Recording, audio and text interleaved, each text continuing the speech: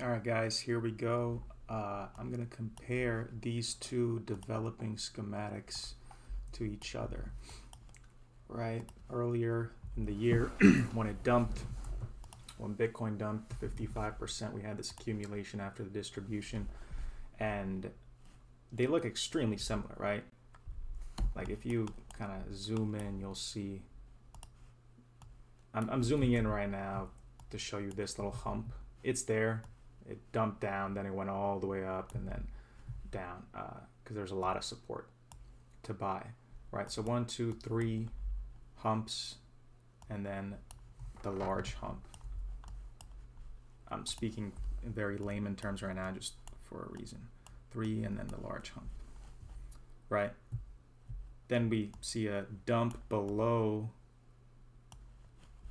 this initial shock, this hypodermic needle. So we got a new low, macro low, right?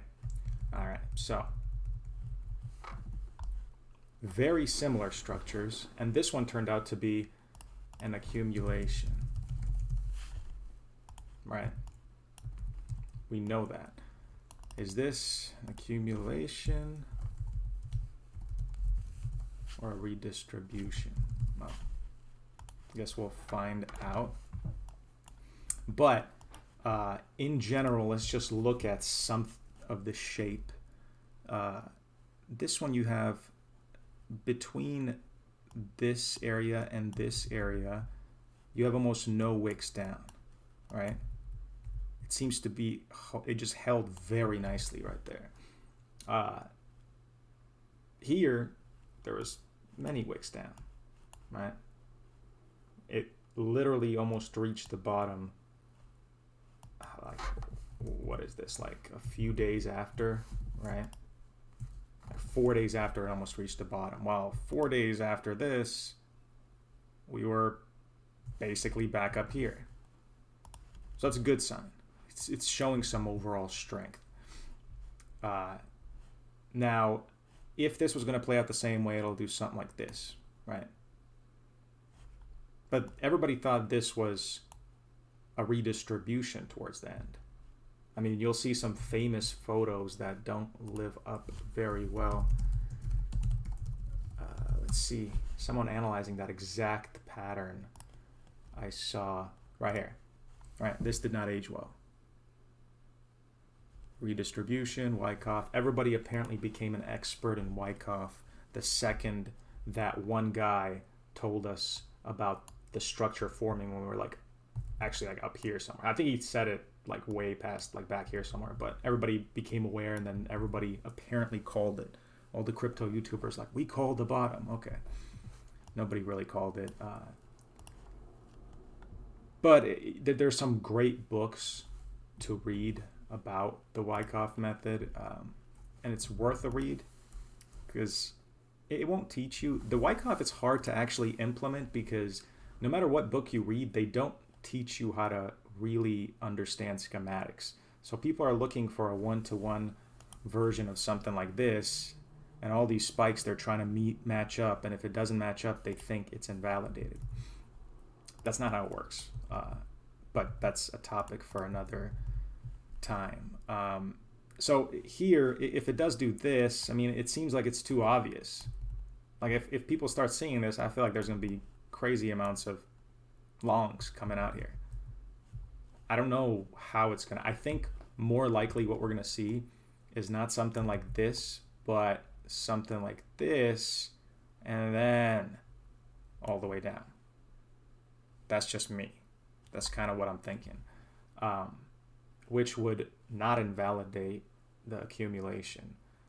It would invalidate the redistribution. If we see something exactly like this, I would be kind of worried based on the fact that it's too obvious, and this kind of fulfills more of a redistribution schematic in general. You have the AR, right? Secondary test. Technically here it would be here and secondary test.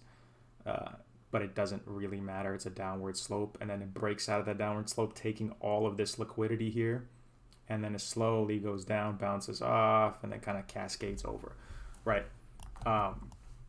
So this is what I'm looking for right here. I'm looking for it to pass like the 50 line. Let's say something along the lines of this, right? I want to see it go past this point. If it's going to bounce anywhere, it's going to be around this point. Actually, what we can do is just turn on stack coin. Yeah, see, we got a bunch of 4-hour resistances nestled right there. Let's do the daily. Right there, a beautiful resistance right here. I would expect it to bounce off here, and if it can't pass this point, I'm thinking it is a redistribution, which is exactly at 46,000 about, right? So there's this major support or resistance down here as well.